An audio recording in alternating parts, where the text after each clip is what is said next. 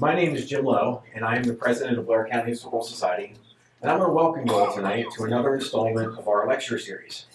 This one's a special edition. Usually we do one a month on the third Wednesday of the month, but the history teacher in me decided that this is the anniversary week of the Johnstown Flood. It would be a good time to have a speaker on the Johnstown Flood, and in this case, its relationship with the Pennsylvania Railroad.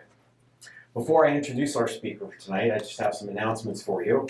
First of all, I'd like to thank our event co-sponsor, the Railroad Memorial Museum here, for the use of their auditorium. It makes it much easier for us to have the speakers and lecturers here. So we greatly appreciate the availability of this auditorium.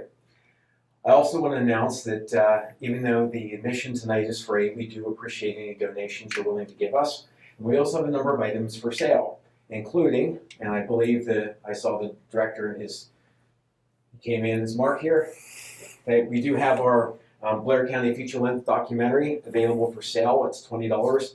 It's at the table that you walk past coming in. We also have tonight a special publication that details the flood that also on May 31st, 1889 impacted the community of Johnstown, but also Tyrone right here in Blair County. It's an original first-hand account and it's available at the table, as well as a map of the Johnstown Flood area. So purchase of those also helps us. If you haven't been to Baker Mansion lately, come on out and see us. We have several new exhibits in place. We have an updated World War II exhibit, and we also have an African American Heritage exhibit, German American Heritage exhibit, and an updated Civil War exhibit. So a lot of new information there. If you haven't seen this in a while, the entire inside of the mansion has been redone over the last 10 years to look like what it did when the Bakers actually lived there. Another way you can help us is by purchasing a membership, which gives you unlimited admission to the mansion, and it also allows you to read our quarterly newsletter, which has lots of great information and stories on local history.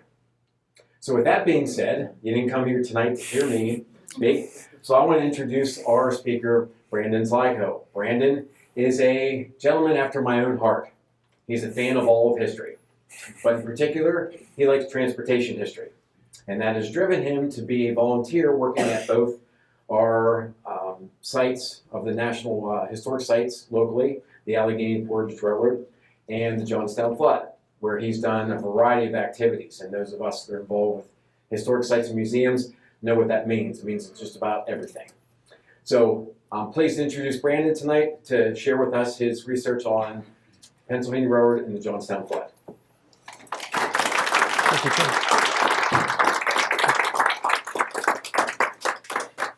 Thank you, Jim. That was a great introduction. Good evening, everybody. Thanks for coming out tonight, and thank you again to the Blair County Historical Society for the opportunity to speak tonight.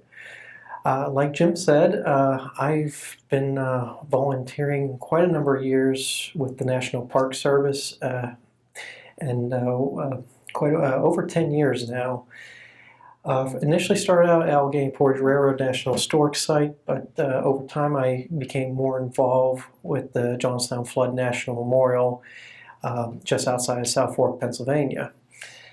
And being a history buff and transportation and railroad buff, I kind of naturally gravitated to the railroad part of that story, which is very much in a big part and in the backdrop of this greater story of the Johnstown Flood. Thousands of stories could be told from that day, and it's deeply emotional. It's a shocking event, and it's a very important event to not forget. And I'm sure by raise your hands here, I'm sure most of you have heard of the 1889 Johnstown Flood. Okay, good. Few no hands there. Well, just to bring you up to speed, this is the Johnstown Flood of 1889 was caused by a catastrophic failure of the South Fork Dam. About 14 miles upstream from Johnstown. It unleashed 20 million tons of water through the Conemaugh Valley and into Johnstown, claiming over 2,000 lives. Tonight's focus is going to be on the Pennsylvania Railroad and timeline of events and stories that really came together from researching the employees of that day and their experiences. So without further ado, I'll get started. So before we get to the Johnstown Flood and the Pennsylvania Railroad, we have to talk about the PRR's direct predecessor, and that is the Pennsylvania Main Line of Public Works, or Pennsylvania Main Line Canal, which was constructed throughout the late 1820s into the early 1830s, which comprised of 2 railroad sections and 3 canal divisions, highlighted in yellow here. It was a revolutionary transportation route that funneled traffic from the west in through the Philadelphia ports. It cut travel time across the state from several weeks to just a few days. And it was because of this transportation system that put Johnstown on the map, and I mean that literally on the map. Prior to this mainline canal system, Johnstown was known as the community of Conemaugh.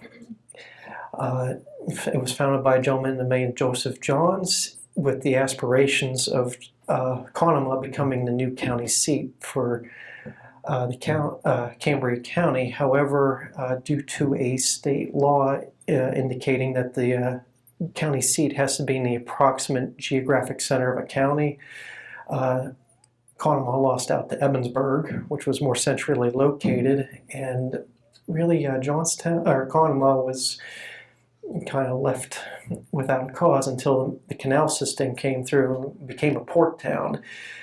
And at that point, it was officially changed to Johnstown after Joseph Johns. And beginning the next chapter of this community. And again, it was a revolutionary transportation route. It was a Johnstown was a transfer point between the Allegheny Portage Railroad, the first railroad across the Allegheny Mountains, and the Pennsylvania Western Division Canal. A very busy area. However, this canal system was not without its flaws. And part of that was during the dry summer months, had a tendency to run dry. So the solution was to build a massive reservoir 14 miles upriver in a low populated area in the mountains. Construction started in the early 1840s, but wasn't complete until the early 1850s. By that time, though, the Pennsylvania Railroad was building its all-rail route across the state. And it wasn't too long before the Pennsylvania Canal system could not keep up, especially with a 5-day journey being reduced down to just 13 hours across the state via the Pennsylvania Railroad. Eventually, the canal system was put up for sale. The PRR was the lowest bidder and inherited the whole system, including the recently completed reservoir. However, the PRR didn't really have much use for it. It kept the property. It kept the dam about half full, and it actually experienced a partial failure in 1862 during the Civil War. By that point, the PR had enough with the property and sold it off to private owners. Eventually, it fell into the hands of a gentleman by the name of Benjamin Ruff, who decided to reuse the property and develop it into a mountain lake resort intended for wealthy Pittsburgh businessmen and their families to escape the fast-paced and grime of the Pittsburgh industrial landscape. And thus the South Fork Fishing and Hunting Club was chartered and began operations in 1879. Mr. Ruff, however, did not build the dam as originally intended. several years prior, there was critical infrastructure removed from the dam. Notably, the discharge pipes at the base of the dam were removed from scrap by a previous owner. Also, and when he rebuilt the dam after its partial failure, it was mostly rebuilt with loose soil, stump, even manure, to rebuild the dam. Also, to keep imported fish from escaping, the one release of the water out of the dam would have been the spillway on the north side of the dam that was now blocked with fishing nets, which during a storm event is going to become clogged very quickly with debris, trees, and twigs. So not a good situation that's going to come up later on in history. And here's a map of now what is called Lake Conemaugh in relation to Johnstown here at the far end of the map, and then this thick black line is the main line of the Pennsylvania Railroad. So, the Pennsylvania Railroad at this time at the time of the flood, is one of the largest corporations in the world. It's the busiest railroad in the country, and this is their premier route. And this territory over the mountain here is being referred to as the Pittsburgh Division, which ran from Pittsburgh to Altoona, not including Altoona, but to Altoona. Very heavy grade mountain territory, headquartered out of Pennsylvania, and the man in charge of this whole division is a gentleman by the name of Robert Pitcairn, who's had quite an extensive career on the PRR at this point in 1889. Excuse me. And is actually a member of the South Fork Fishing and Hunting Club, but as far as I recall, he wasn't a very active member. The PRR at the time, keep in mind at this time, it's still, the PRR is around for several decades now, and just about every technological advancement on the main line has been applied to this area.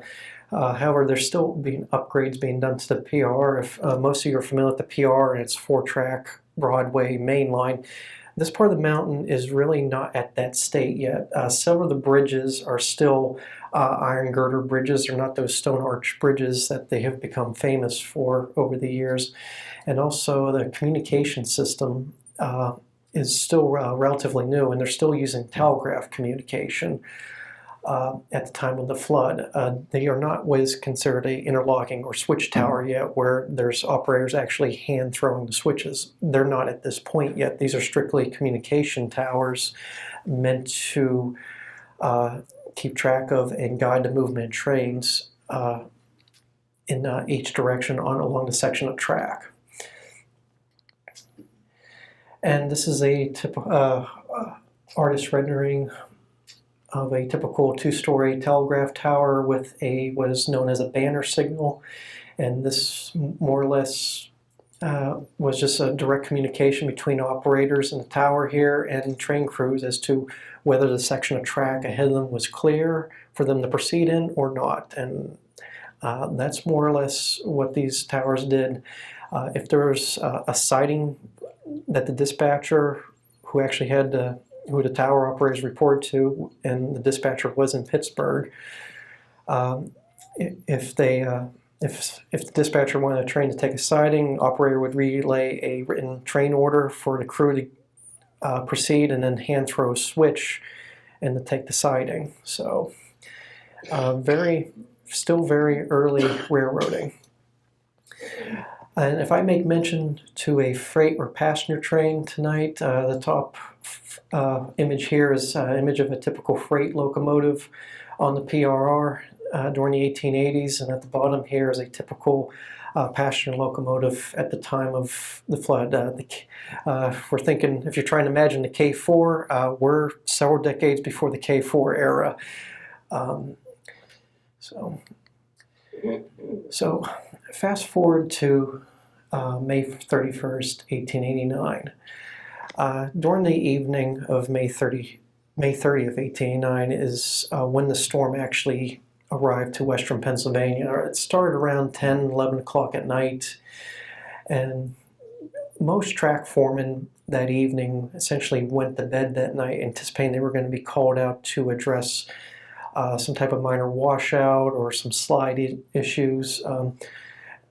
Yeah, some issues that could come up that could be delay some trains, but no real showstoppers. However, by the morning, things were going to be notably different. And problems started right around 6 a.m. when there was a washout of track at Lilly. And this wasn't so much the whole section of track got washed out. There was more of one of the mainline tracks got undermined, and there was a bit of a ponding effect occurring along the Little Conemaugh River that put the main line around 3 to 4 feet underwater.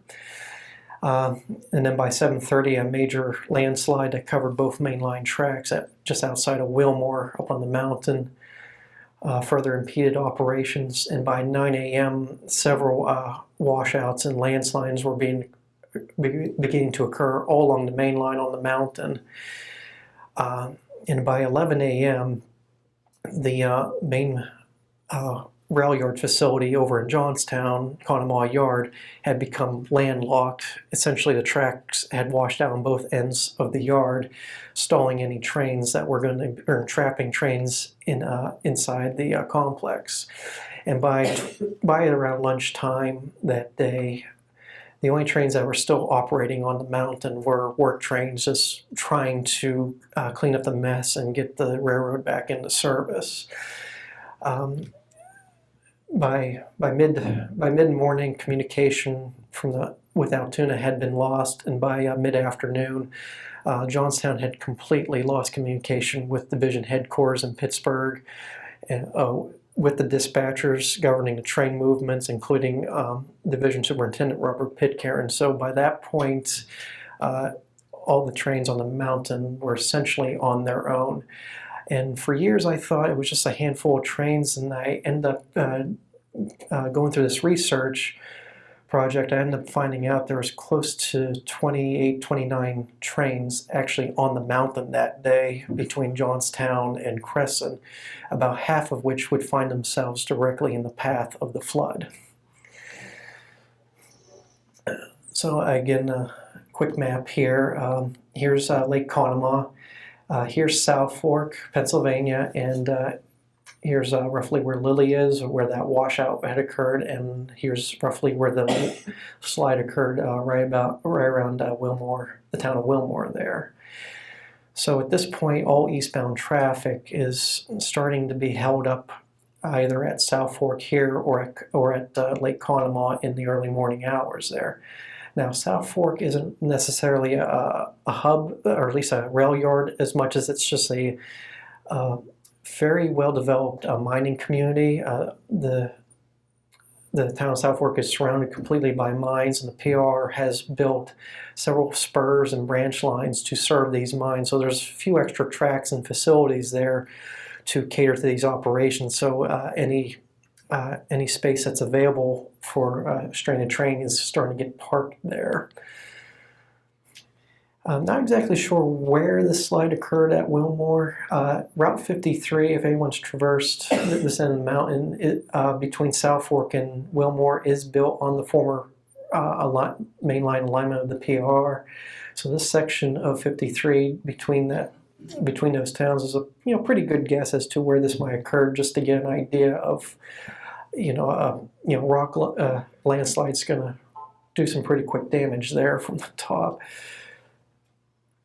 And like I said, all this information is coming into division headquarters here at Pittsburgh. If any of you are familiar where Grant Street is and Liberty Avenue in Pittsburgh, this is roughly where the station is.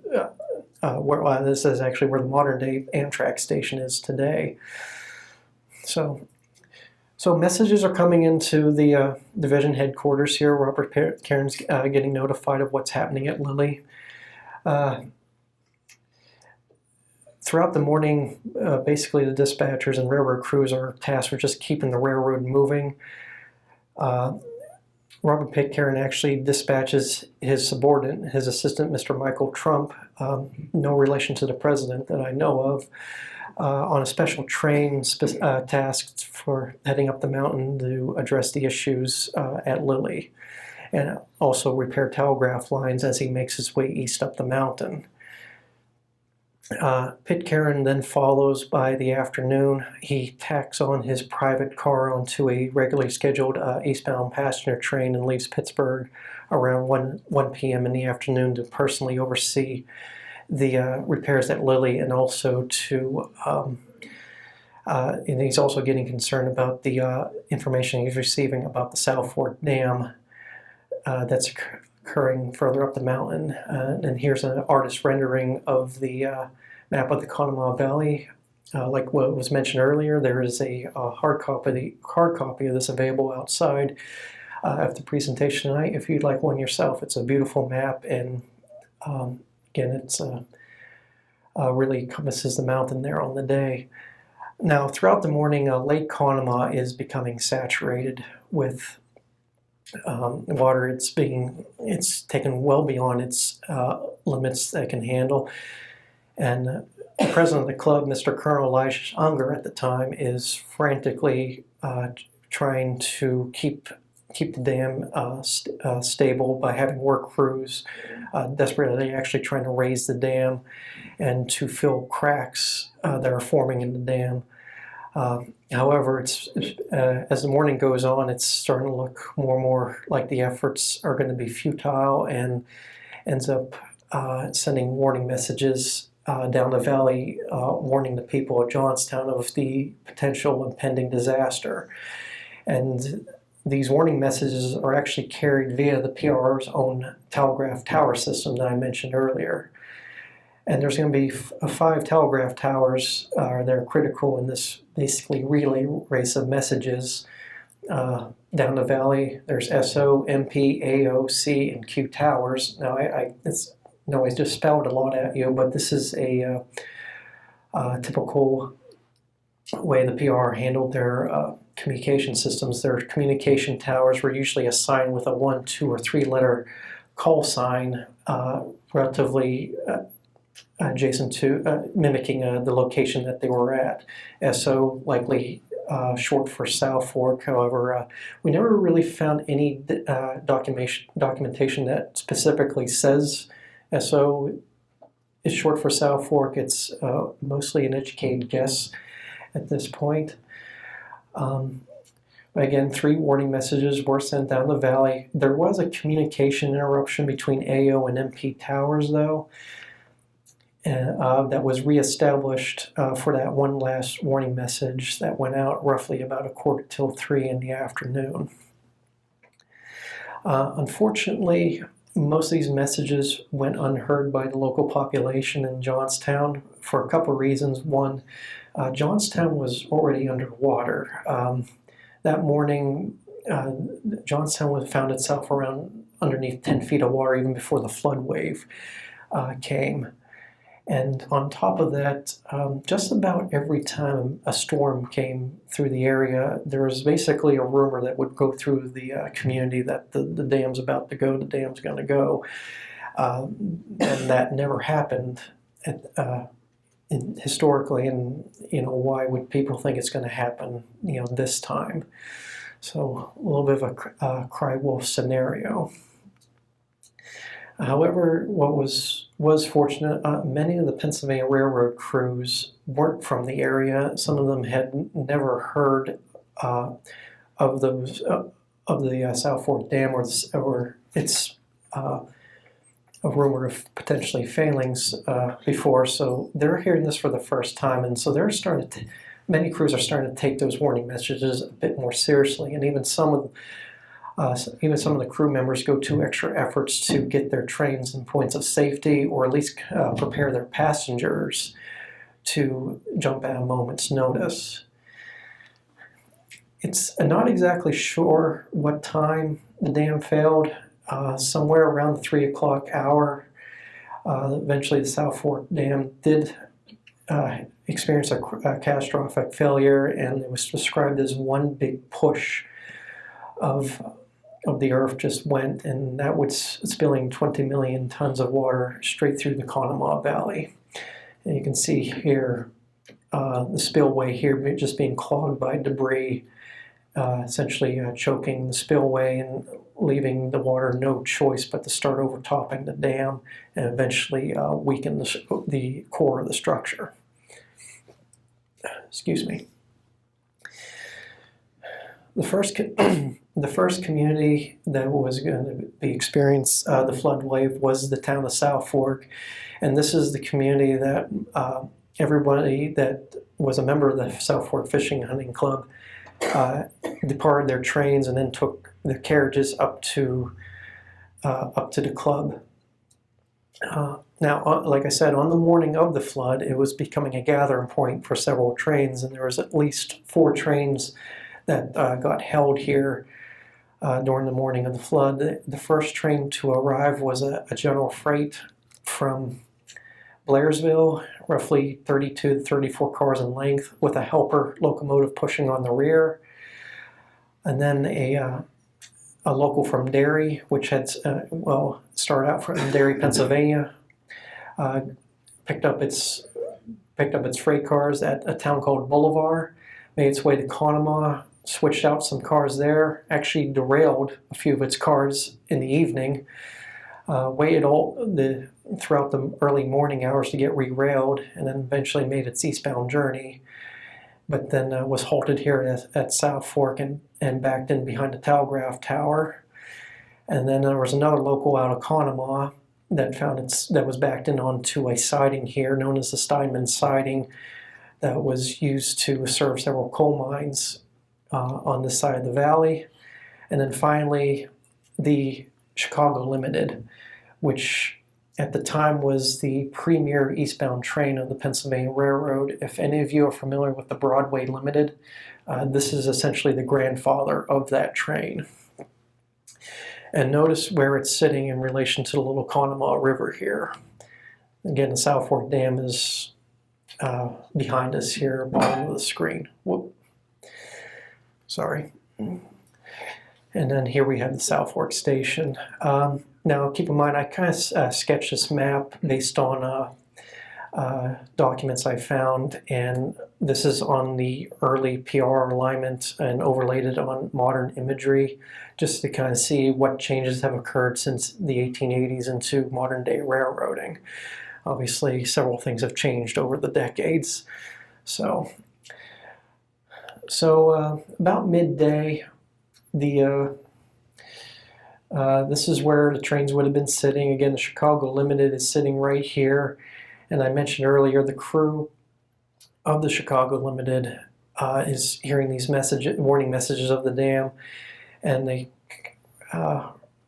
in the afternoon hours, they decide it might be best to move the train to a better point of safety in case something were to happen with the South Fork Dam. And it was proposed to move the train up at least to the South Fork Station here to get in a better position to hightail it out of the valley. However, there was concern about the condition of the bridge here. There were some cracks forming in the bridge that was concerning to the train crews. A local track foreman came out here to inspect and verify that the cracks had been there for quite some time, and it was safe to cross the bridge. However, the crew there was 2 locomotives on this train. There was a head-end helper locomotive that was cut away to test the integrity of the bridge, made it over, and then eventually the whole Chicago Limited was brought up to the station here. And that's where it would remain when the flood wave occurred. Now, when the flood wave comes in here, essentially all these 3 of the 4 of these trains all start moving at once, and everyone's making haste to get out of the way as quickly as possible. Now, this dark blue area is essentially an approximation as to the extent of the flood wave. The main course of the flood went down the Conemaugh Valley here to your left towards Johnstown, but there was just so much power behind this flood wave that it actually created a backwash up the north branch of Little Conemaugh going up the mountain.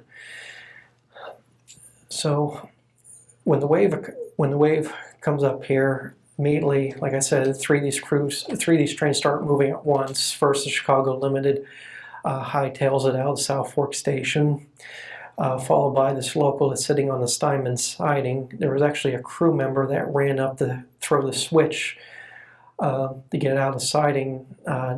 However, a gentleman out of the depot here came out and threw it before him. He actually jumped on. He was able to jump onto the cabin here, and according to his statement, the flood wave was within a couple of feet and was chasing the train as it's going up the mountain. The crew of the Derry local, however, there were 2 or 3 gentlemen from the crew actually on the locomotive. When the wave came, one of the crew members uncoupled the locomotive from the entire train itself and actually started making its way over the bridge. And when the flood wave hit the bridge, and actually had a whole tree that was caught up in the flood wave, actually hit the locomotive. It didn't derail it, but the locomotive kept on going. The crew member actually panicked when he saw up ahead the local coming out of the siding. He was worried it was going to derail. Eventually, all the crew members on the locomotive bailed and made a run for it, either for the town. One crew member actually jumped onto one of the boxcars of the local coming out of the siding here. Unfortunately, there were 2 crew members in the cabin car, the caboose of the train, that actually got caught up in the flood, and their lives were lost. There was a telegraph operator by the name of Emma Ernfeld. She was the first operator that relayed the telegraph message, the warning messages throughout the day down the valley. She was sitting up in the tower when the flood wave came through, and once she saw it, and many of these crew members will attest, they didn't see any water. It looked like a mountain headed towards them, and about 40 feet high, and the speed of this flood wave varied anywhere from 20 to 40 miles per hour, if I recall correctly. But Miss Ernfeld, she made a mad dash for the hillside here, struggled to get up this hillside, and there was a gentleman that ended up helping her up the hillside and bring her up to safety, and that gentleman she ended up marrying that gentleman and having 6 children with him. So a little bit of good news for them. The freight that was sitting on the siding here, most of the crew members had bailed out and scurried up the hillside. Like I mentioned, there was another locomotive towards the rear of the train that was staffed, and there was the conductor that was sitting in the caboose. He recalls the train had started to move backwards. So he got out of the cabin, he looked up, and he saw about the first third of the train had been engulfed by the flood wave. He saw SO Tower get collapse and get carried off.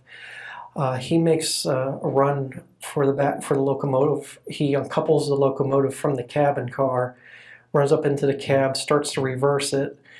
Doesn't have enough steam to outrun the flood wave. He bails out a locomotive and struggles to get up the hillside.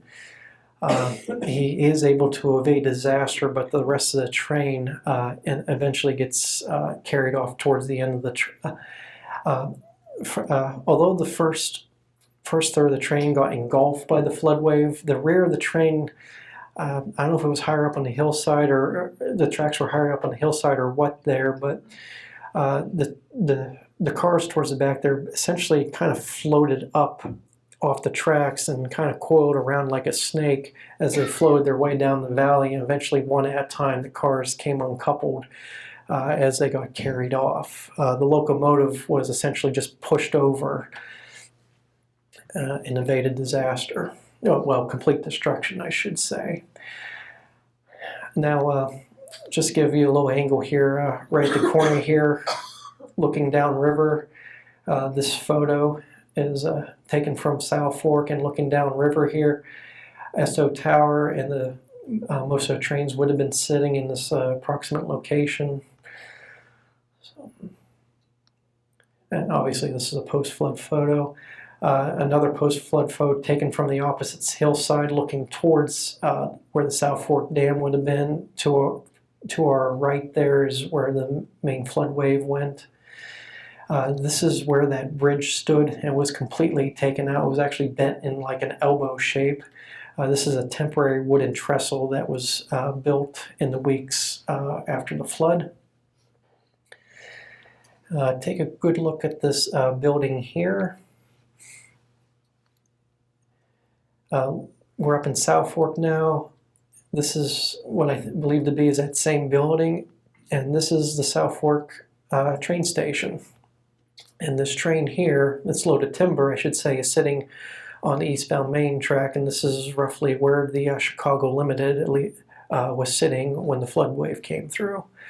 What's interesting about the South Fork station here is I mentioned that backwash going up the North Branch of the Conemaugh River. Well, it actually lifted this the train station up off its foundation.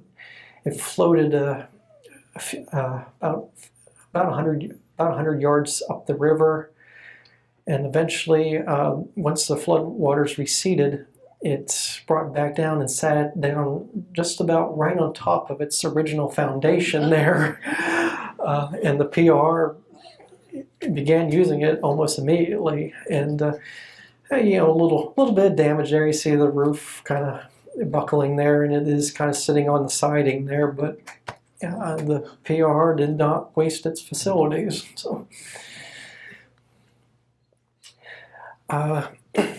Heading downriver, the next major landmark on the mountain there was the Conemaugh Viaduct, and this was a 70-foot tall, about 80-foot span stone single arch viaduct, as you see in the photo here. And this is taken a few years before the flood. And this is a structure that the Pennsylvania Railroad actually inherited from its predecessor, the Allegheny Portage Railroad, built in the early 1830s, and has survived up until this point. Unfortunately, it would not survive the flood. And this is a modern, well, relatively modern aerial view of the location of the Conemaugh Viaduct, and this was built to span a neck in the river here, and this is what is known an oxbow in the river, basically a loop, and this is the main path of the Little Conemaugh River, and the main path that the flood wave took down through the valley here. Now, keep in mind, the flood wave has been gathering up all this debris as it goes down the valley, and as witnesses stated, it looks more like a mountain than actually a flood wave. Eventually, all this gets pushed up against the Conemaugh Viaduct, temporarily dams up the flood, backs up the whole way around this oxbow, and essentially reforming Lake Conemaugh. However, the viaduct is not strong enough to hold all that back and eventually fails, releasing the destructive force of the flood wave once again. And unfortunately, the community of Mineral Point is right down the valley here. Most of the town was built right up along the river here.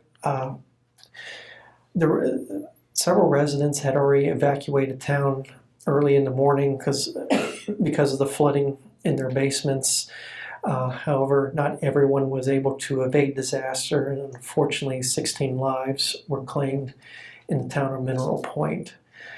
This map here, the sketch, is actually from an atlas done in 1890s, and there's a little bit of a blue shading or hue here. I don't know how well you can see that, but that is done to show the extent of the flood wave as it came through Mineral Point.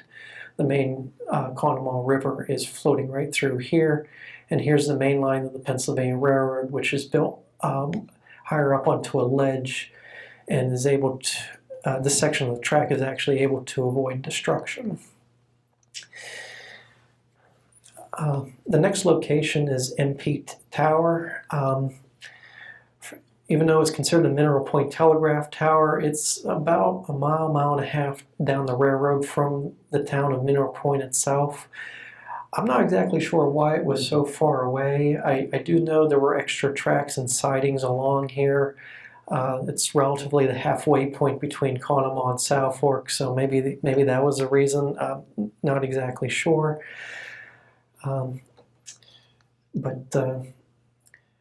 This is the next location, and then there was a gentleman by the name of William Pickerel who was manning the tower that day. Again, he's relaying the telegraph messages down the valley, and he's writing them down. And remember, the lines are down between MP and the next tower down, so he's communicating with track foremen to hand deliver these messages down to the next communication station. Again, this is a post-flood photo. And now when Pickerel's manning tower, he's in it, and right around this corner is when the flood wave comes around, and Johnstown's behind us at this point. When the flood wave comes, Mr. Pickerel evacuates his tower. He makes a dash for the hillside. Here he climbs up to get out of harm's way. Now, again, the PRR is built up on a higher elevation here. Although the floodway was not necessarily up here, the flood waters did rise up and over the tracks here by a few inches. And although it was not enough to completely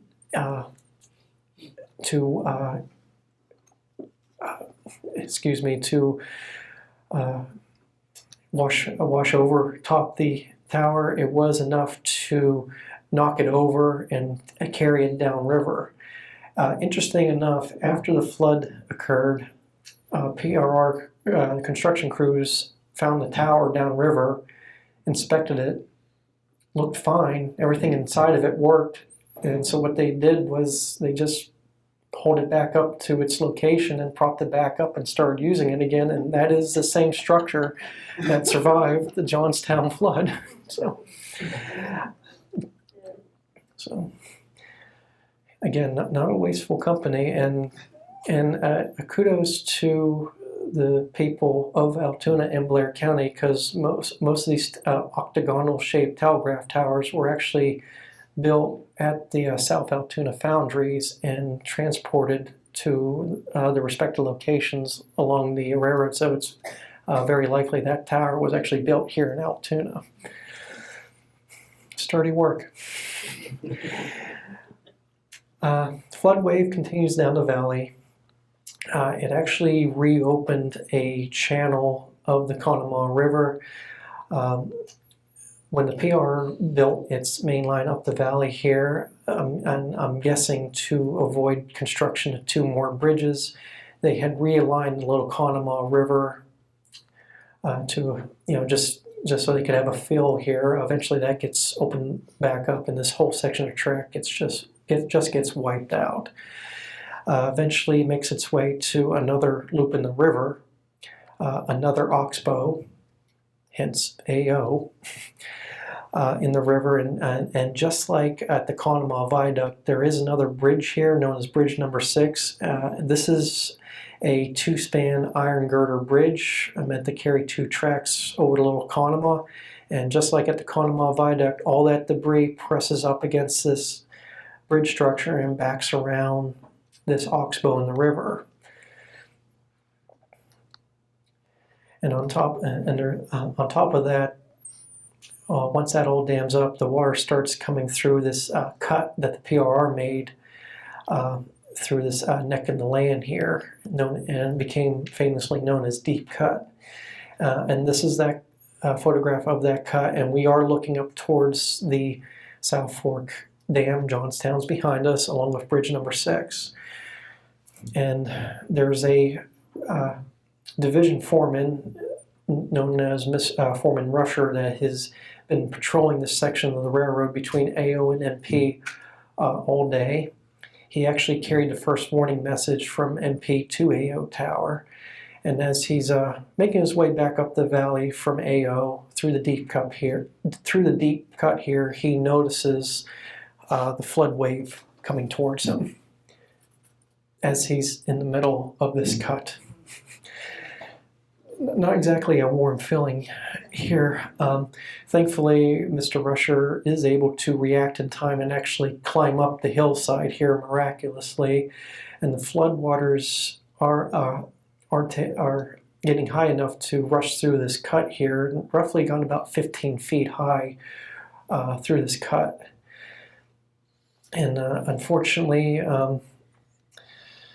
that also weakened the structure, the approaches to bridge number 6, and resulting in its catastrophic failure, just like the Conemaugh Viaduct. And we're doing a bit of a 180 here from the deep cut here, looking downriver, again around this bend headed towards Johnstown. The former location of the viaduct would have been right here. You can see the tracks overhanging here. And then the AO telegraph tower was essentially just pulled into the flood waters, and it would have stood right about here.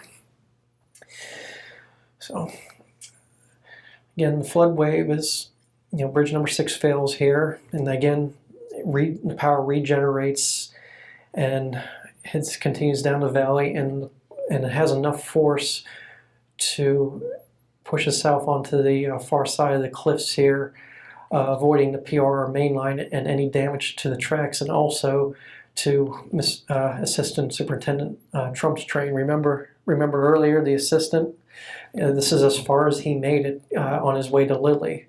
So this water has enough force to avoid that, avoid his train, and continue down the valley. Now, unfortunately, this is now starting to head into the more developed urban areas of the valley, and starting to head into the Johnstown area. And now we're starting to head into Johnstown's main railroad hub, Conemaugh Yard here, right alongside the river. And like I was saying, Conemaugh Yard was essentially becoming a bit of a staging point for eastbound trains that morning. And this is imagery that has been digitized off of a map and overlaid onto modern aerial imagery to try and get a sense as to where these structures were on the day of the flood. If any of you are familiar with the East Conemaugh area and the Sergeant Strength Memorial Bridge that takes 271 over the main line in the Conemaugh Rivers, that's this bridge right here. And if you stood on this bridge and were looking up the mountain, this is roughly where the main Conemaugh Yard complex was. A roundhouse, a coal wharf to refuel locomotives, train station, telegraph tower, and several other facilities. Now keep in mind, I know Altoona is pretty famous for being a railroad hub. Conemaugh was basically the west side equivalent of the mountain equivalent of that. This is where the helper locomotives were stationed out of. They were serviced to push the trains up east over the mountain. And you see every one of these little gray like squares are representing a locomotive that was sitting inside the roundhouse when the flood wave came through. There was also at least 3 trains carrying passengers sitting in the yard that day that had made their way up the mountain from Pittsburgh. There was 2 sections of the Day Express, and a section of a train really basically comes down to, if a train gets too long for one locomotive to handle itself over the mountain, they'll typically break apart that train into basically 2 trains, but still designated as the same train. So we had section 1 here closest to the roundhouse. We have section 2 here along the passenger station, and we also have a mail train stationed here, or parked here right alongside the roundhouse. And like I said, that morning Conemaugh Yard was being landlocked more or less by flooding that was occurred on on tracks immediately to the east and west of the main line. The passenger trains were actually originally sitting here early on in the morning, but the yard master noticed the water was beginning to wash away the track, and not long after the trains were moved into the yard here, those tracks have actually wash away. So the flood wave is coming down the valley here, and probably one of the more iconic heroes of the Johnstown Flood was a PRR engineer by the name of John Hess, who was in charge of a work train working that day between Cambria City through Conemaugh Yards and up the mountain. He actually was asked to operate outside of his division and start heading up the mountain to address the slides and flooding that was occurring. However, he only made as far as AO Tower, ended up backing down through the valley here, and this is where his train was sitting at the time of the flood. Now, his story has been romanticized quite a bit in the story of the Johnstown Flood. Many early reports say it was a lone locomotive going full blast down the valley with the flood wave chasing him. That is not exactly accurate. It was actually a full work train. It had 7-8 freight cars on it with a caboose, and he was, like I say, he was sitting here at a location known as Buttermilk Falls, and he never saw the flood wave, but he did hear it. And he was hearing the warning messages coming down the mountain. When he heard the flood wave, he immediately tied down his whistle, threw the train in reverse, and backed into down into the yard here, and probably stopped roughly right around here. And his max speed was roughly 12 or 13 miles per hour. So as the flood wave is bearing down at 30, 40 miles per hour potentially. So John Hess is able to jump, and his crew is able to jump off the train and make a run for the hillsides, along with several members of the community and several PRR individuals and customers, paying passengers, are able to evacuate the yards and their trains and head for the hillside. But unfortunately, not everyone is going to get to a point of safety. So there were some crews were aware, there were some passengers aware of the situation, and there was one train, the crew of the mail train, actually went out of its way to train their passengers to explain to them what they were going to do in case they got the word that the flood wave was coming or the dam did fail. And thankfully, the crew of most of the passengers on the mail train actually did survive. However, the passengers of the Day Express weren't as lucky. And here we have a photo looking at the destruction at Conemaugh Yard. This is the front of Section 2 of the Day Express, which was mostly protected by the facilities in East Conemaugh. The roundhouse more or less took the full brunt of the flood wave that protected Section 2 here. However, Section 1 was almost obliterated out of existence, and these are passenger cars from the first section of the train here, along with debris that had been pushed up against it. There really is no rhyme or reason of who survived, what actions led to people's survival versus their death. There were people who jumped out of the trains trying to avoid disaster that got caught up in the flood wave, and there were people that remained on the trains that had water rushing through the aisleways of the cars and nearly drowned, but actually survived. So, I mean, it's nothing short of a strike of luck as to who would have survived and who would have perished in this flood. Another image taken from roughly where the roundhouse would have been sitting, or at least the roundhouse side of the destruction at Conemaugh. Here we have a locomotive that's buried in rubble, or half buried in rubble here. Keep a close eye on the hillside here.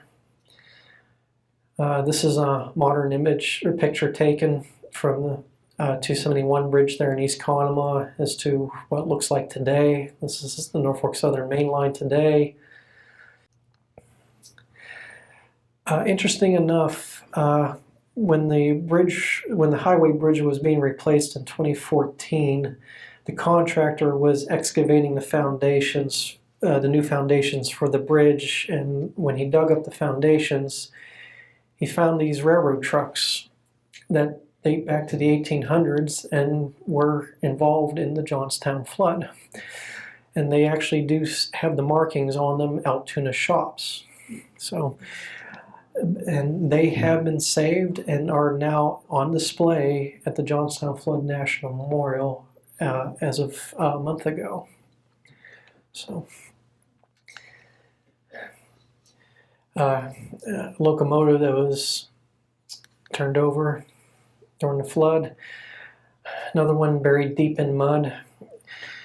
When the flood wave hit the roundhouse, all these locomotives essentially got scattered. There was virtually no trace of the roundhouse. Maybe a foundation of the turntable used to turn the locomotives around, but essentially all the facilities at Conemaugh Yard got obliterated.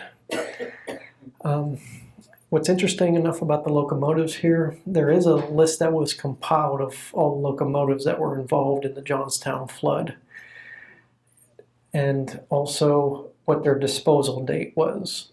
And this is the column showing the year that the locomotives ended service on the PRR. What year do you not see on there? Exactly. There is not a single one of those locomotives was scrapped. They all returned to service, including that guy. And that is, yeah, be pretty impressive trying to get that out of the mud. And that is a true testament to the shop employees of the Altoona shops of the PRR in Blair County here.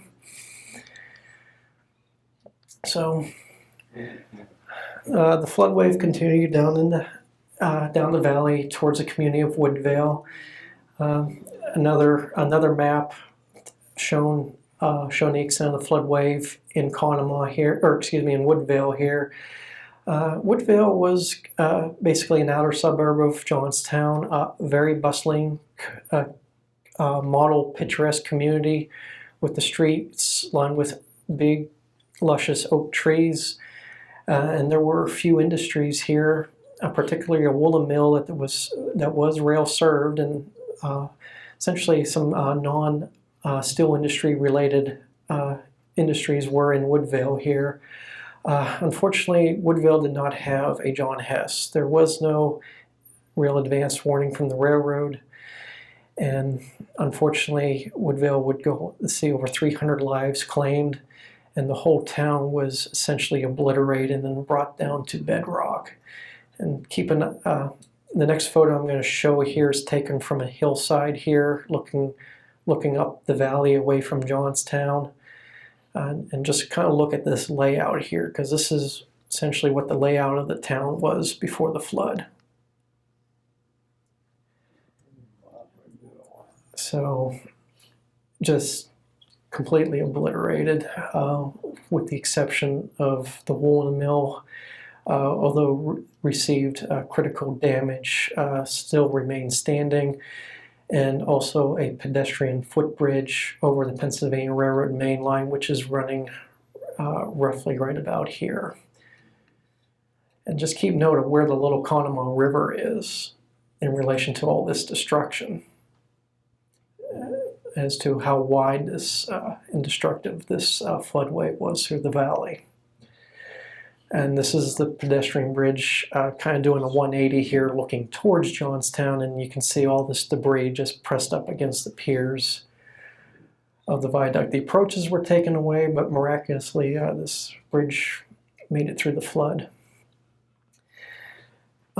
Similar location from the photo taken from atop the hillside there. This is several weeks after the flood.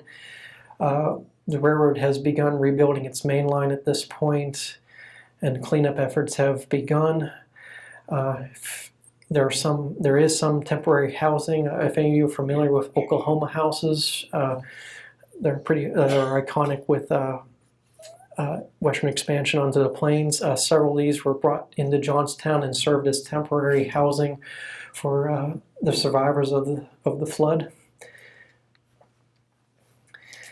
And now we head into Johnstown, which again, it's not so much a PRR story at this point, but more of a, it truly is just more of a story of human loss. And again, another image here, you see the blue shading here showing the extent of the flood wave. The Gautier wire mills here, which is one of the main iron mill facilities in Johnstown. And then you have communities here built up on the hillside, and the next photo I'm going to show you is taken roughly from this hillside here on Frankstown Hill, looking towards downtown. And keep in mind, this was a major wire mill here that was standing now, is now completely gone. The immediate Johnstown area is absolutely decimated.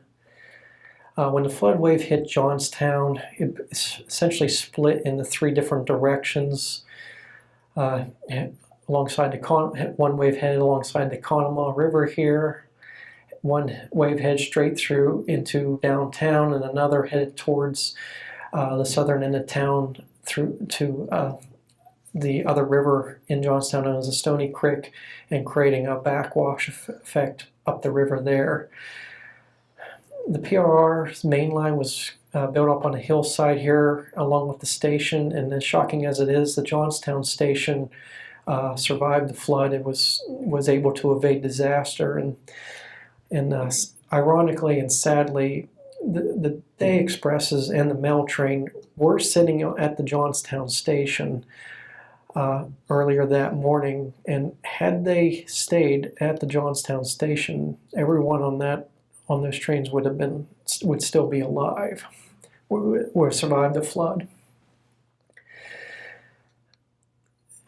So within 10 minutes, the town is destroyed, and all that damage, all that debris gets pushed up against the Pennsylvania Railroad's Stone Arch bridge spanning the Conemaugh River here on the other end of town. And at this point, the flood wave has lost a lot of its energy. Between the valley opening up, the destruction of all the structures and buildings, and Westmont Hill just kind of being pushed up against Westmont Hill there, and then head towards the Stone Viaduct here. The Stone Viaduct wasn't that old. It was actually built and brought into service in 1887 to replace an iron bridge that was actually later dismantled and set up on sections of the PRR up through Tyrone, oddly enough. But the Stone Ridge survived barely. The flood waters actually overtopped the bridge by a foot, and there was a track foreman on this bridge. I mean, he was able to run and evade disaster, but he did witness 2 houses actually going underneath the arches here before the water overtopped it. Eventually, the floodwaters ate away at the eastern approach here of the Stone Bridge and caused serious damage to the main Cambrian Iron Works facilities here on the north side of town.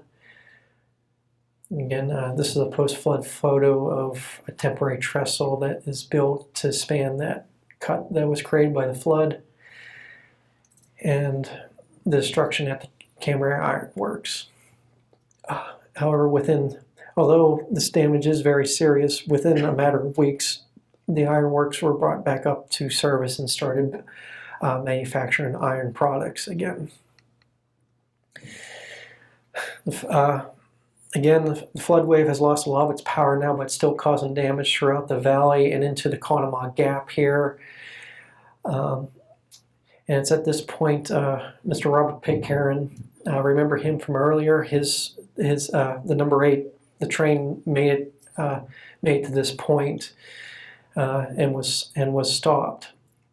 Now, Pitcairn was aware of the situation at the South Fork Dam, sitting on his train, and when him and other passengers noticed debris coming down the river and people floating on debris coming down the river, and Mr.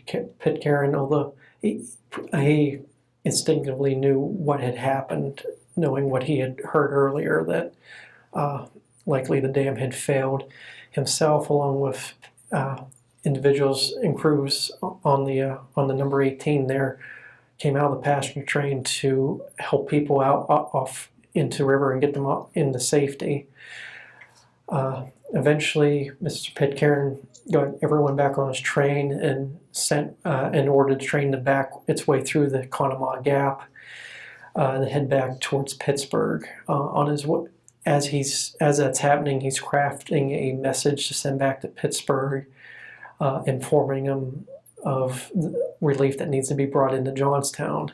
Eventually, his train makes it back to a town called New Florence, about 20 miles east of Johnstown, where he does get confirmation from his track foreman of what happened and relays the message back to Pittsburgh.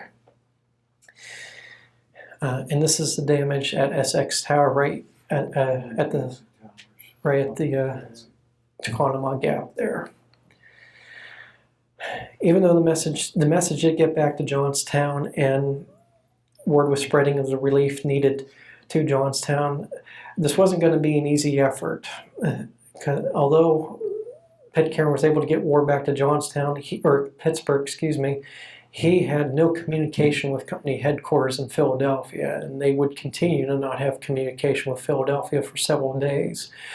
Although the Johnstown flood was the most disastrous location of the storm of 1889, this was a statewide storm event, and the PRR experienced damage along the whole central tier of the state and in the northern part of the state, and there was effects from this flood felt the whole way down to Washington, D.C. even.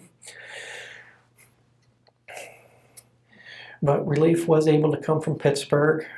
Within a couple of days, the first relief train arrives via the Pennsylvania Railroad, and eventually it was just one train, but then it was starting to turn into a conveyor belt of trains coming from Pittsburgh in the days and weeks following the flood. The yards at Pittsburgh eventually just became jammed with relief supplies just to help the people that were impacted to address the loss and get the town back on its feet. There were whole freight cars labeled just Johnstown on them. Any train that was bound for Johnstown was given high priority on the main line. Eventually, over 1,400 rail cars of relief supplies would make its way to Johnstown in the coming weeks and months following the disaster. And this is a photo taken from the west side of the stone bridge. That debris gathered in front of the stone bridge is here. Most of the trains you see on here are relief trains bringing supplies into Johnstown or trying to clear up the debris that had formed at the face or at the upstream side of the stone viaduct.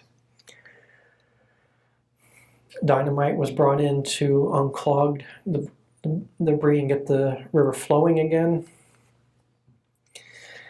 Again, this is a photo taken from Prospect Hill looking towards Westmont Hill. This is the Johnstown station in the foreground here, which is becoming a gathering point for relief in Johnstown. There's tent setups here for National Guardsmen to assist in Johnstown. And keep in mind, this was a bustling town at one point that has been reduced to soil at this point. And like I said, the PRR's main line is essentially shut down at this point for cross-state movements. Although there was damage in the northern tier, rail service was able to be reestablished by June 8th in the northern tier here, which resulted in an over 200-mile detour for trains between Pittsburgh and Harrisburg, and all through freights were diverted onto this route here highlighted in yellow to avoid the main line for several weeks while it was rebuilt. Surely but surely, the main line was rebuilt, and this is the location of Buttermilk Falls, roughly where John Hess's train was sitting. And this is a temporary trestle that was built to reestablish rail service through the valley here. And this has taken several weeks after the flood. By this point in late June, rail service is starting to get back to normal. What's interesting though about this scene, when they rebuilt the rail line, they actually brought train loads of dirt and soil in gondola cars, and they would dump the soil in between these wooden trestles and just piled up the dirt until it got up to the level of the track.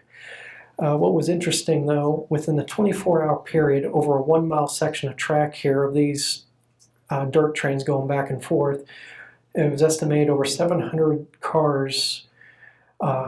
carloads were dumped while coordinating between over 30 passenger trains and 75 freight trains. Just going back and forth, which is pretty impressive. The bridges that were wiped out were temporarily rebuilt with wooden trestles, and this is bridge number 6 that was temporarily rebuilt with a wooden trestle. And although the track sections of the main line were widened out and put back into service fairly quickly, the bridges were going to take some time to build, and this was more or less an opportunity for the Pennsylvania Railroad to basically build a brand new main line on this section of the mountain, and began replacing their bridges with the new stone arch bridge design that they have become iconic, very iconic with over the decades here. And it took about 2 years, and this is bridge number 6, about 2 years after construction. And this still stands to this day. This is a photo from Deep Cut looking up towards the mountain here with dirt soil trains coming in to rebuild the tracks. MP Tower again with work trains put in on siding tracks here for work crews to be stationed. Interesting enough, when the PRR was rebuilding its line, basically it was all hands on deck, and Mr. Albert Torella, I'm not sure if you read his book, Pennsylvania Railroad Building an Empire. It was stated that the foreman at the Altoona shops here in Altoona assembled a workforce of over 2,000 individuals to head up the mountain and start rebuilding the line. So it's very possible Altoona shop employees were staying in these camp cars during the reconstruction of the main line. And the Conemaugh Viaduct, remember that stone arch bridge, much taller viaduct than bridge number 6. This was quite an impressive structure and became known as a toothpick bridge. And as miraculous as it is, within 5 days they had that built. Likely by Altoona shop employees. So, and again, a 2-year construction period to rebuild the stone arch bridge. And these bridges were essentially built on the same alignment as they were before. The temporary trestles were kind of curved a bit out around the construction zone as they rebuilt the viaduct, and the new Conemaugh Viaduct was built with 2 arches this time, and this stands to this day, serving the railroad, Norfolk Southern trains today. In total, the system-wide damages of the PRR add up to over $3 million in damages at the time, which is roughly nearly $125 million in 2024 dollars today. 1,600 miles of track were damaged due to this storm.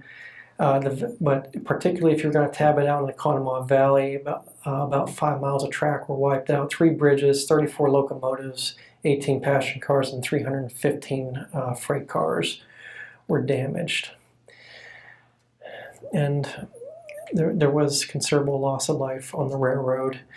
The two crew members in that dairy local in the caboose were killed. Most of the loss of life on the PRR was on Section 1 of the Day Express.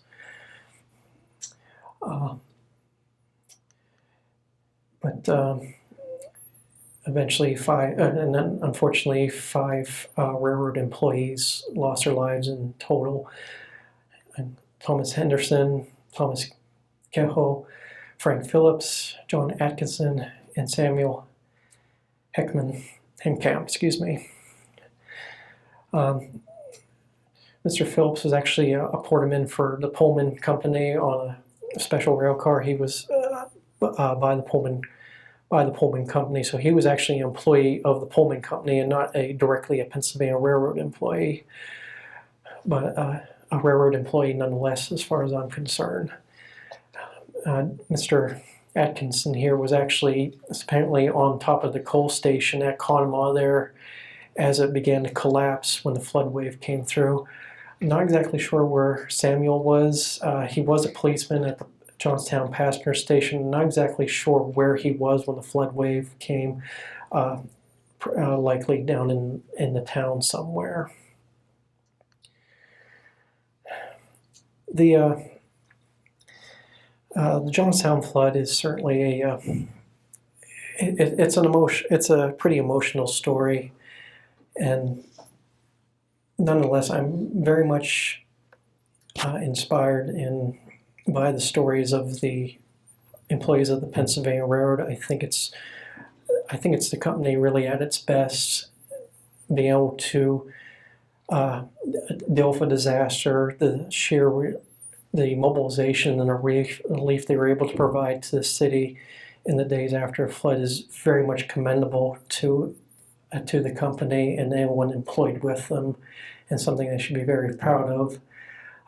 Just to put in just to let you guys know, this is the 135th anniversary of the Johnstown Flood, and the National Park Service, along with the Johnstown Area Heritage Association, are providing special events to commemorate, or putting on, special events to commemorate the anniversary.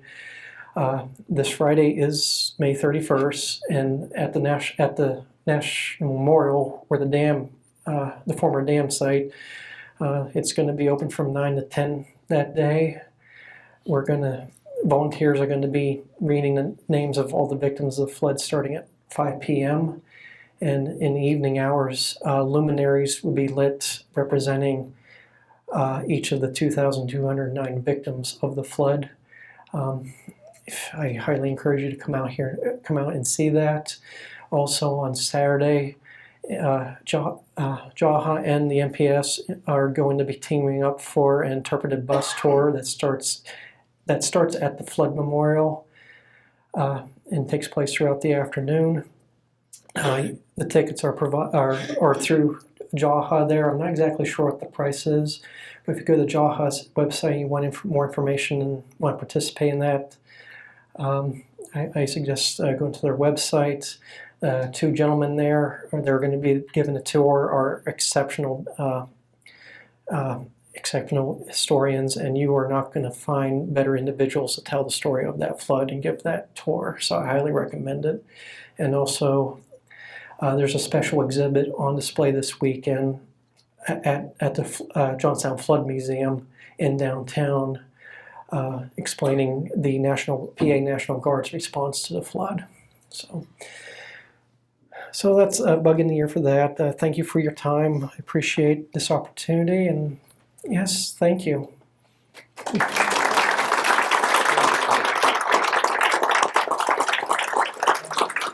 Before I open up things for questions, I do want to mention that we appreciate you coming again. Thank you. But I also want to note that 3 of our next featured lecturers are with us tonight. I'm going to plug their speaking events. First, I mentioned Mark Frederick earlier. He's our next guest lecturer, and he'll be speaking about the making of his Blair County history documentary, for which he was the director, and his company made that film. It's excellent. If you have not seen it, I mentioned that before, but I'm going to keep mentioning it. And I'd tell you how many hours he spent on the film, but I honestly can't count that high. So I'm sure he has lots of excellent stories to share about that. Also, past Historical Society President Dr. Michael Farrow will be doing a presentation on the intriguing history of Blair County Prison, a subject that doesn't receive a lot of attention, but one that's worthy of noting. And finally, past Blair County Historical Society President Dr. Jared Frederick will be doing a presentation on his new book, an outstanding account interviewing a local pilot in the 8th Air Force who's involved in the air assault on Nazi Germany. In fact, do you want to say something about that rather than me talk about your book? John Homan currently resides in State College. He turned 100 years old in January. Over the last 2 years, I had the privilege of writing his memoir, and it's a very revealing account of airman life. Okay, excellent. So I hope I'll see you for those three, and I'll turn it over for questions now. Thank you, Jim. Awesome. Any questions? Yes, sir. I got a question. That dam was built for the canal, Correct. am I right? Yes. You would think, now we had a dam in the reservoir out here, Mm-hmm. and it was only but a few miles away. How many miles upstream was that? You know what I mean? For the water to get, you would think that the engineering of that, why would they build that so far away? It was open area. It's the closest they could get. That was wide and open enough. Keep in mind the Conemaugh Valley from Johnstown all the way up in the South Fork is very narrow. Yeah. And plus there's already a transportation route head towards there, or running through there. So there's really not a whole lot of options to build a massive reservoir to hold 20 million tons of water, except for 14 miles up the river there. A great question. So was the original idea that they would open up those gates during dry times to refill the canal? Yes, that's correct. Specifically the Canal Basin in Johnstown. Yes, sir. Help me understand, this is the National Park Museum in South Fork, up atop of the hill. Where the former dam site is, yes. Okay, now, is there not also a museum downtown? And what's the difference? Yes, the museum in downtown is the Johnstown Flood Museum, and that is operated by the Johnstown Area Heritage Association. So they're more, although it's called the Flood Museum, their story goes beyond May 31st very much. And keep in mind the National Park, the Flood Memorial is specifically there to memorialize, remember those who lost their lives the day of May 31st, 1889, whereas Johnstown Flood Museum will go into detail more on the other two major floods in Johnstown, and along with Johnstown history in general. So, but they have a very good working relationship with one another. Yes, ma'am, in the back. I'll get it, don't worry. How did Pitcairn, Pitcairn. how did he, when he got to the area, finally, how did he get message back to Pittsburgh? You know, I thought that was all wiped out. The communication disruption was at various locations along the main line, but he was able to back down to a town called New Florence, and the lines were still up between New Florence and Pittsburgh, and that's where he was able to get the warning, the communication out to Pittsburgh and notify them what happened. Ma'am, I was wondering, has the Park Service, are they still working on the clubhouse there in St. Michael? as resources become available. Restoration is a very patient process, but it is, they are working diligently towards that. Right to Congress. Yes, say it louder, Dr. Frederick. Right to Congress. Yes, sir. That one photo of the building wooden trestle replaced. Yes. It looked like there was many carloads of wood needed for that. And to build that back up, and even the engineering to put it together. I mean, you said, what, 5 days, I thought? Within 5 days from the time they first started building it to the first train that ran over it was 5 days. Taking 5 years now to get the permit to start. 135 years makes a difference. One thing about the PRR, it is a very, especially during this time period, it is very resilient. I would describe it as, and other historians have described it as a paramilitary operation. Even when communication was cut off from headquarters, every employee, every division superintendent, knew what the main goal was, and that is to keep the railroad moving. So priority one was to rebuild the track as soon as possible. Two was to reestablish communication. And even when communication was reestablished with Philadelphia, much of the line was already being rebuilt already, and essentially any extra resources that were available that were stockpiled in yards, like that timber that you saw, that essentially was, get that up the mountain now, we need to build it. And as shocking as it is, although the trestles look very complex, it's actually a relatively simple design that's repeated over the process, getting the cross members together and everything. It's still a relatively a simple design that can be assembled relatively quickly, even though it does look, wow, how do they assemble that? So, any other? Yeah, Dr. Fedrick. I have two very quick questions. In the public outcry that followed, were there any fingers pointed at the Pennsylvania Railroad, since it had a slight hand in the origins of this catastrophe? I personally have not come across something like that yet, although the PR did do a thorough internal investigation into their efforts. Most of that was focused on the loss of life at Conemaugh at the Day Expresses, but I really haven't found anything specifically mentioning that the PR was liable for this yet. Right. So, Yeah. you know how historical research goes. I do, yeah. Any other questions? I had one actually. Ma'am in the back.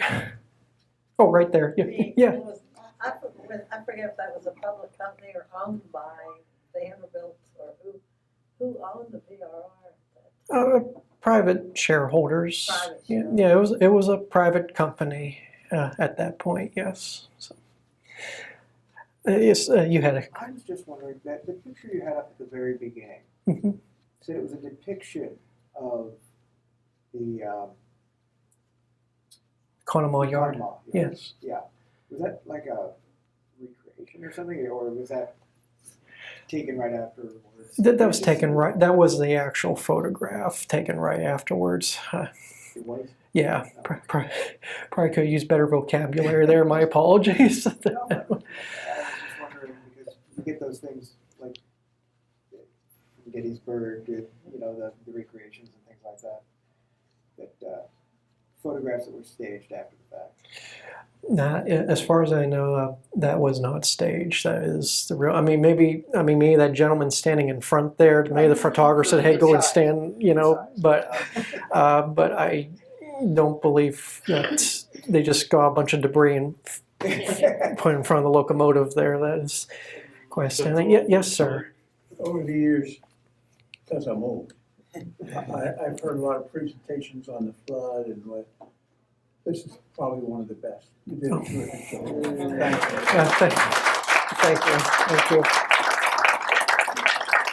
Thank you.